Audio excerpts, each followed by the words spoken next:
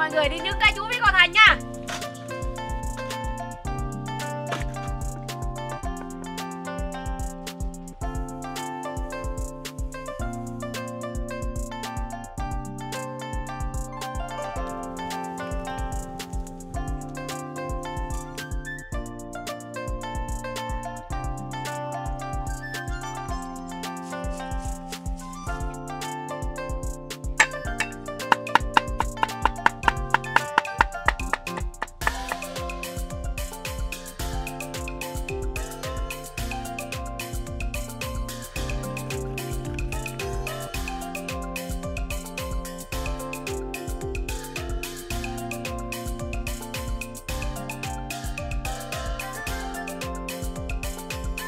Cô, làm được chưa?